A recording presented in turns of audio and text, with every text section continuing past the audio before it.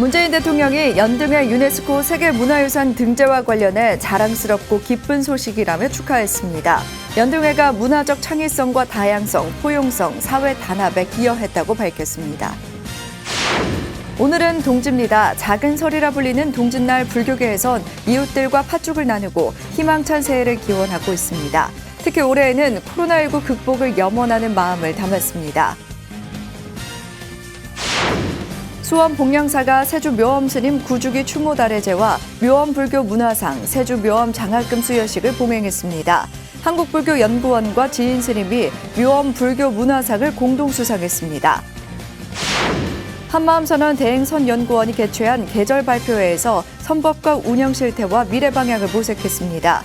불교 랩배틀 대회를 개최하면 쉽고 재미있게 즐길 수 있을 것이라는 제안이 나왔습니다. 평택 수도사가 사찰 음식의 진수를 경험할 수 있는 특별한 전시회를 마련했습니다. 바이러스 면역력 증진을 위한 재료의 특성과 효과에 주안점을 두고 한중일 사찰 음식이 소개됐습니다.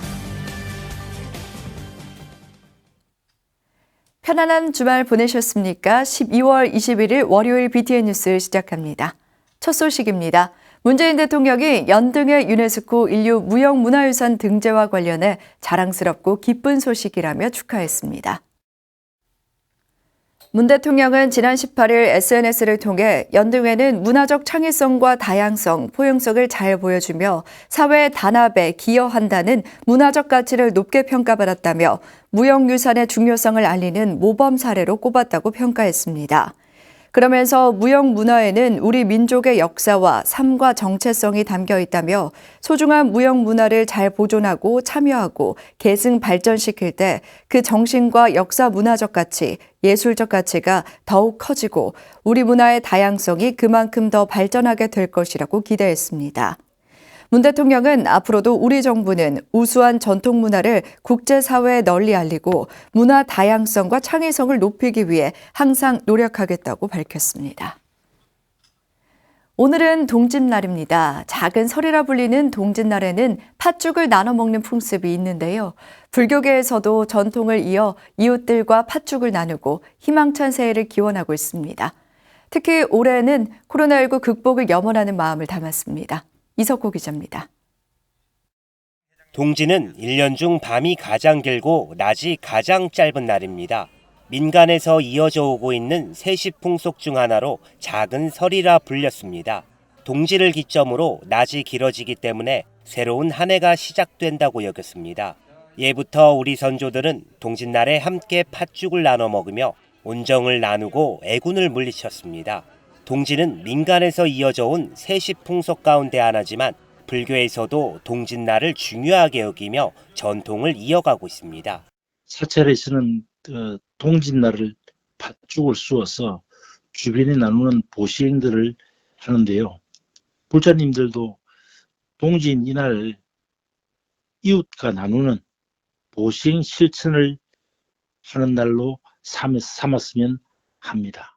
전국 사찰에서는 동지불공을 드리며 한 해를 마무리하고 새해 새로운 서원을 세우는 축원도 올립니다. 또 부처님 전에 지난 해를 되돌아보며 참회의 기도를 하고 부모님의 은혜를 기리기도 합니다. 특히 불자와 시민들에게 새해 달력을 나눠주고 팥죽을 나눠 먹으며 이웃의 건강과 행복은 물론 희망찬 새해를 발언합니다.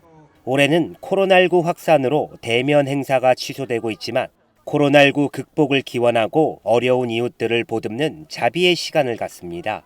사찰과 불교 단체들은 코로나19 확산 방지와 예방에 힘쓰는 의료진은 물론 홀몸 어르신과 쪽방촌 주민 등 소외 이웃에게 온정을 나눌 예정입니다.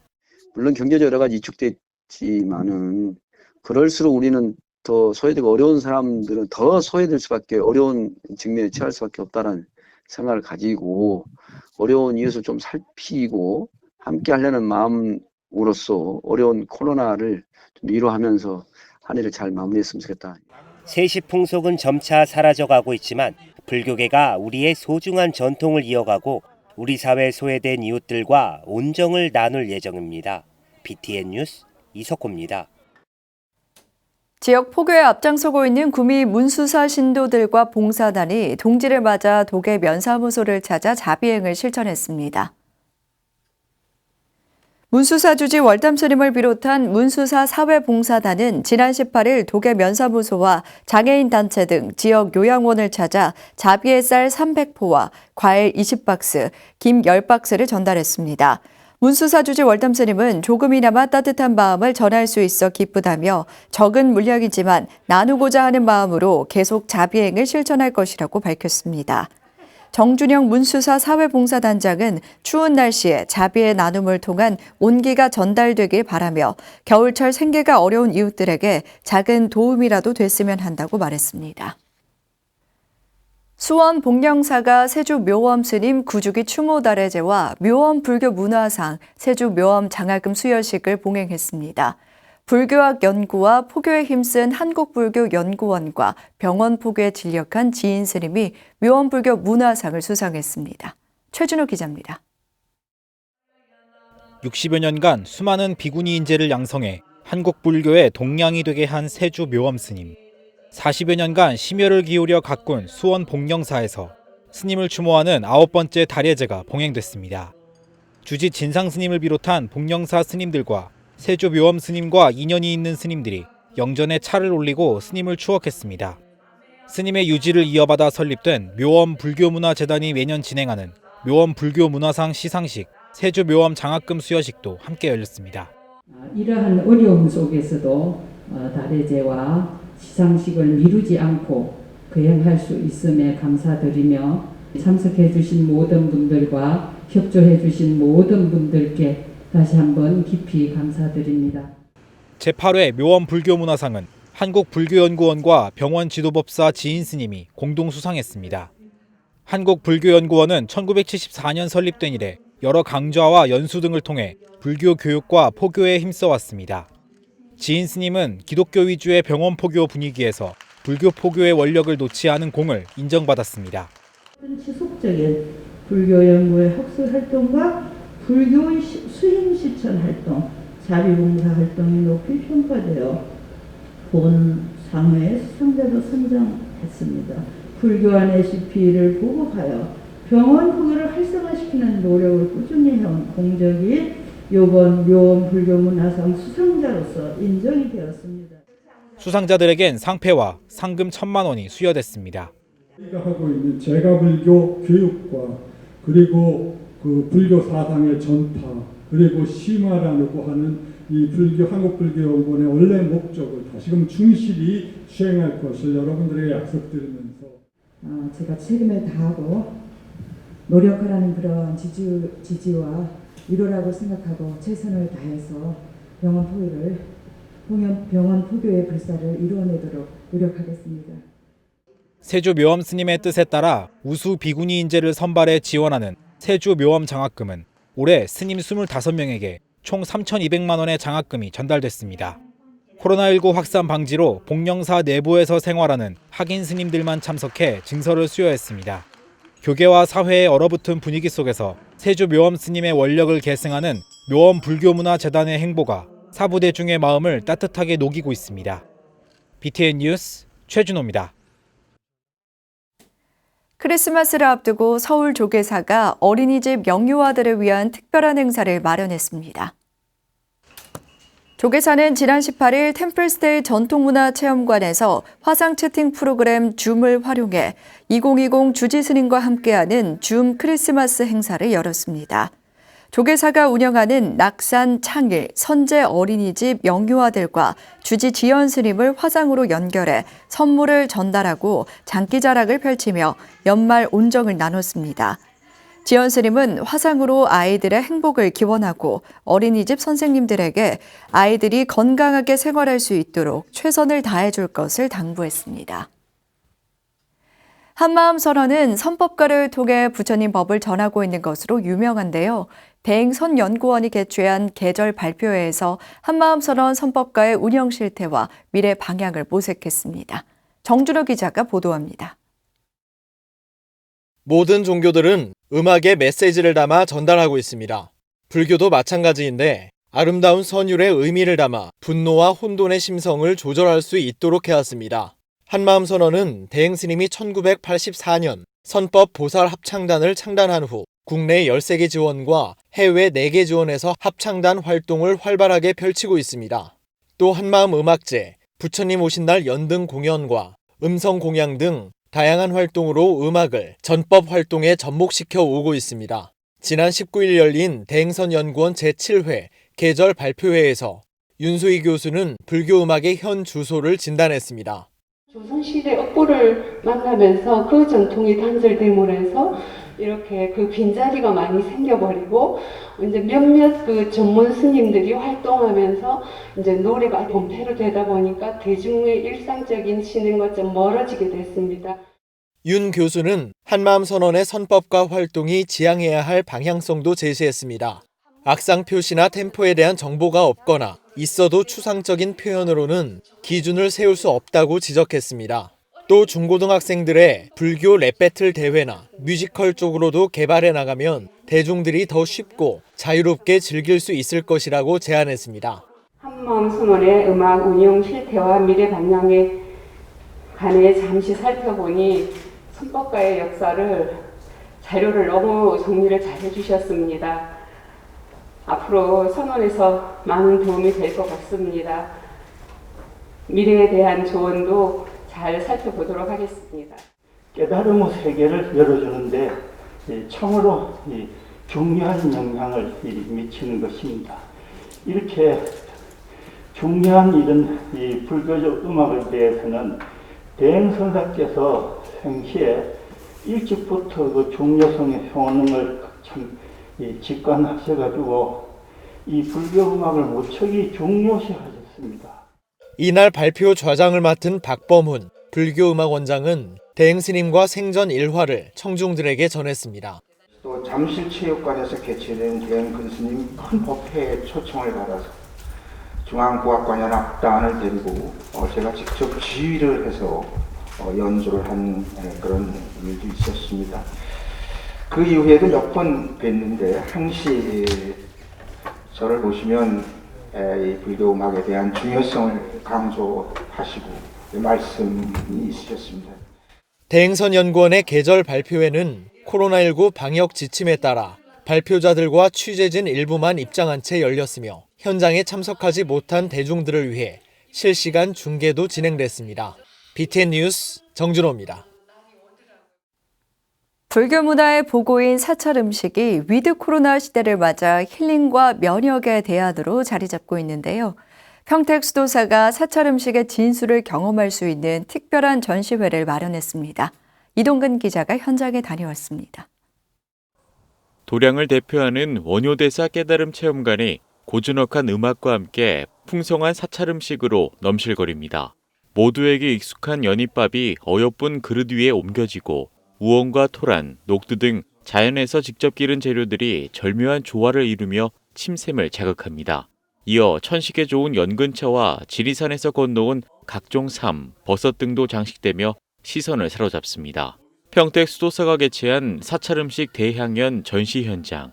행사는 한국 불교 고유의 사찰 음식을 비롯해 일본과 중국 등 70여 가지에 이르는 각국의 음식 문화를 소개하고자 마련됐습니다. 특히 사찰 음식 명장이자 주지 정문 스님의 손으로 만들어진 가운데 바이러스 위기 속 면역력 증진을 위한 재료의 특성과 효과에 주안점을 뒀습니다. 삼국은 서로 인접해 있으면서 그러면서 근본 바탕에는 부처님의 사상이 깔려 있습니다. 코로나19 면역력 강화 증진을 방안을 한번 찾아볼까요? 산사에서 전해지는 각종 삶요리, 각종 보양차 이렇게 5개 주제로 오늘 작품을 전시하고 있습니다. 전시장은 아시아 3국의 사찰 음식을 필두로 삼요리와 보양차가 곁들여지며 의미를 더했습니다. 소화력의 으뜸으로 알려진 홍시 죽순 채무침과 구수한 맛을 강조한 잎새삼 겉절이, 심신을 맑게 하는 백년차 등 스님의 친절한 설명과 함께 평소 접하기 힘든 사찰 음식들이 줄을 이뤘습니다.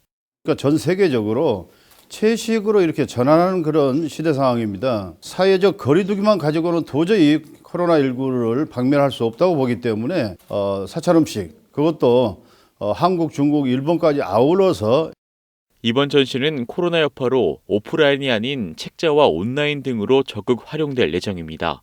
특히 평택시 국제교류재단과 협력해 주한미군 등 외국인을 상대로 콘텐츠가 제작되고 스님이 개설한 유튜브 채널에도 업로드될 계획입니다. 주한미군들을 상대로 해서 오늘은 유튜브를 제작할 방침이고요. 우리 한국에 있는 미군들에게 사찰 음식의 우수성을 알려서 전 세계에 번져나가는 원효대사 깨달음 체험관과 사찰 음식을 필두로 끝없는 불법을 펼치고 있는 수도사는 위드 코로나 시대를 선도하며 비대면 포교의 모범을 보이고 있습니다. BTN 뉴스 이동근입니다. 조계종 사찰음식 명장 대한스님이 냉장고에 있는 재료로 누구나 쉽게 만들어 먹을 수 있는 채식 집밥 요리책을 출간했습니다. 감자 하나로도 요리가 되고 한 끼 밥상을 차릴 수 있는 건강한 조리법이 담긴 대한스님의 채소밥. 이은하 기자가 소개해드립니다. 사찰 음식 명장 대한스님이 남녀노소 누구라도 집에 있는 재료를 활용해 건강하고 맛있는 한 끼 채식 밥상을 차릴 수 있는 조리법을 한 권의 책으로 소개했습니다. 비싸거나 어려울 거라는 편견에 쉽게 엄두를 내지 못하는 젊은 세대, 1인 가구는 물론 건강하고 마음 편한 밥상을 원하는 남녀노소 누구라도 채식으로 만족스러운 한 끼를 만들 수 있도록 초점을 맞췄습니다. 전통적인 조리법도 중요하지만 세상이 변하면서 쉽고 편하고 이걸 추구하다 보니까 가정에서 요리를 하는 세대들이 점점 줄어들잖아요. 그게 조금 안타까웠던 것 같아요. 그래서 하게 됐어요. 대한스님은 사찰 음식 대중화 노력에도 아직은 한계가 있다며 외식과 인스턴트에 익숙한 젊은 세대도 요리하고 싶도록 전통보다 현대에 맞춘 조리법과 재료를 선택했습니다. 감자처럼 쉽게 구할 수 있는 10가지 채소로 차리는 일상 밥상을 비롯해 곡물과 채소로 든든하게 한 끼를 해결할 수 있는 밥과 죽은 물론 일품 채소 요리에 별미밥과 도시락까지 200여 채식 조리법이 요리 욕구를 자극합니다. 가장 편하게 늘 접하는 재료가 좋다고 생각을 했어요. 제가 처음에 사찰 음식을 할 때는 사찰에서 바깥에 보여지지 않던 식재료를 발굴해서 보여줬다면 이번 책은 어디에서나 쉽게 구할 수 있는, 그래서 10가지 재료를 선정해서 먼저 그것을 펼칠 수 있는 요리를 만들었고요. 조리법과 함께 성분과 효능, 채식에 담긴 불가의 가르침까지 담은 스님의 수필은 만들어 먹는 재미와 더불어 마음의 평안과 지혜까지 충만하게 합니다. 기후변화, 지혜, 여러 가지 우리를 위험하게 만드는 요소들이 많잖아요. 그게 결국은 우리 자신들이 잘못 살아서 내놓는 결과물이기 때문에 이제 그런 부분도 성찰을 하고 우리가 정말 좋은 땅에서 좋은 공기 마시고 살려면 채식을 보편화하면 좋겠다라는 게 제 생각이죠. 코로나로 외식도 불편하고 배달 음식에도 지쳤다면 혼자서도 건강하고 맛있는 한 끼를 만들어 먹을 수 있는 대한스님의 채소밥에서 해답을 찾을 수 있을 것 같습니다. BTN 뉴스 이은하입니다.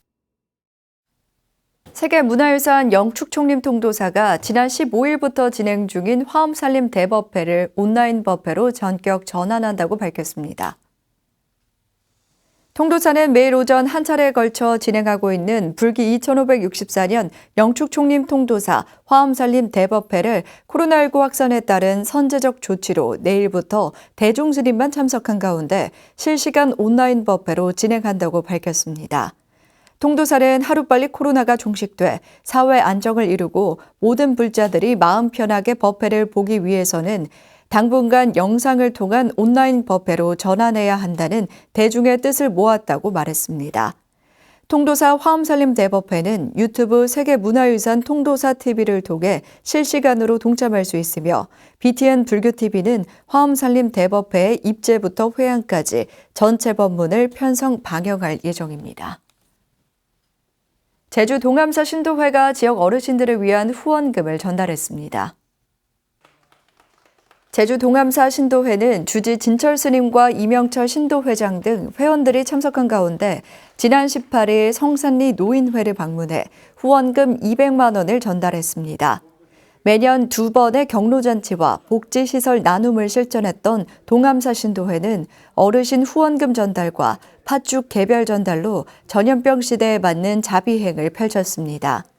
주지 진철 스님은 하루빨리 코로나 사태가 종식돼 어르신들의 밝은 웃음을 함께할 수 있길 바란다고 밝혔습니다.